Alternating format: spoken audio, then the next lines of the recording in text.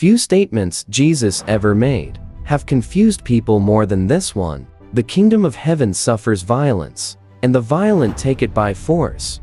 What did he mean? Was Jesus talking about physical violence, aggression, war, or was he revealing a dangerous spiritual mystery that many believers still do not understand today?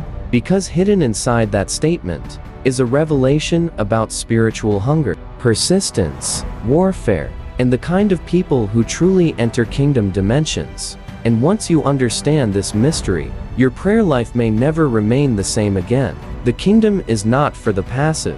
One of the first mysteries Jesus reveals here is that the kingdom is not entered casually. There is resistance, spiritual opposition, pressure, because anytime a man begins moving toward deeper realities in God, something fights back. Darkness does not fear empty religion, but it fears spiritually awakened people, and this is why many believers remain spiritually stagnant. Not because God rejected them, but because they stopped pressing. They became passive, comfortable, satisfied with surface Christianity. But throughout Scripture, every person who touched deep dimensions of God pressed beyond limitation. Jacob wrestled until transformation came. Blind Bartimaeus shouted louder when people tried to silence him. The woman with the issue of blood pressed through the crowd. Why? Because kingdom people understand something casual people do not.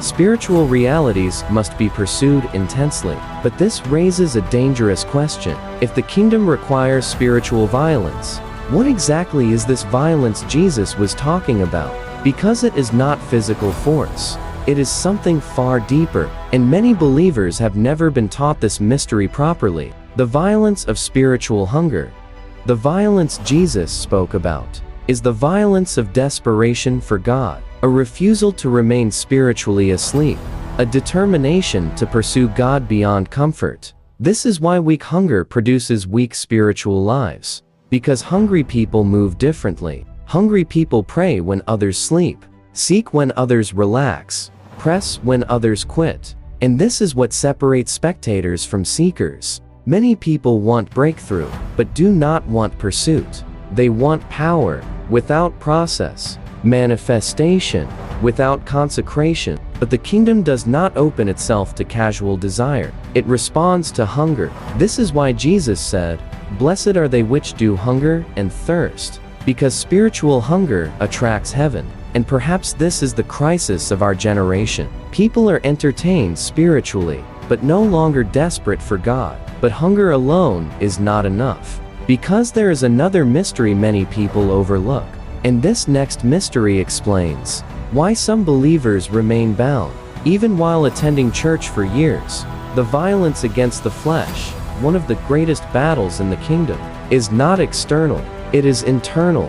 The battle against the flesh. Your flesh desires comfort, ease, distraction, compromise, but the spirit desires alignment with God. And this is why kingdom people must learn spiritual discipline. Prayer when you do not feel like praying, obedience when it is uncomfortable, consecration when nobody is watching. Because there are dimensions in God the flesh cannot enter, and many people pray for elevation while still protecting the very appetites, destroying them spiritually. This is why Paul said, "I discipline my body," because unchecked flesh weakens spiritual sensitivity. And this is why spiritual violence is necessary, not against people, but against everything resisting God within you. But perhaps the deepest mystery of all is why many people stop pressing too early, right before breakthrough. And if you miss this next revelation, you may abandon your process before manifestation arrives.